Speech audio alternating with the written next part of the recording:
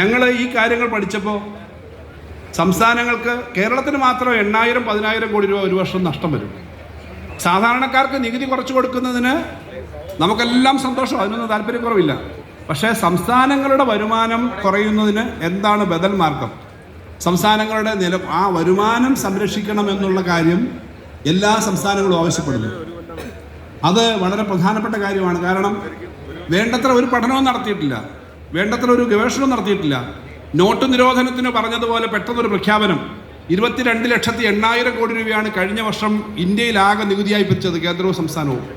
അതിനകത്ത് 70% സംസ്ഥാനങ്ങളുടെ ചെലവിലേക്ക് പോകുന്നത് GST ആണ്. കേന്ദ്രത്തിന് അത്രയും പണം വേണ്ട, അവർക്ക് വേറെ പല വരുമാനമുണ്ട്. 2 ലക്ഷം കോടി രൂപ റിസർവ് ബാങ്കിൽ നിന്നുള്ള ഡിവിഡൻഡ് മാത്രം ഒരു വർഷം കിട്ടും, അങ്ങനെ കിട്ടുന്നതാണ്. അപ്പോൾ അവർക്ക് ഈ പണം വലിയ പ്രശ്നമല്ല. അവരുടെ ആകെ ചെലവിൽ 20-25% ഉള്ളൂ GST. സംസ്ഥാനങ്ങൾക്ക് 70% ഇപ്പോൾ ഉള്ള വരുമാനം കുറയും. അതിനകത്ത് 70% GST ആണ്. അതിനകത്ത് ഈ വരുന്ന കുറവിനകത്ത് ഒരു 20% കുറയുമെന്നാണ് കണക്ക്. കേരളം മാത്രം 10,000 കോടി കുറഞ്ഞാൽ എങ്ങനെയായിരിക്കും ഭാവി?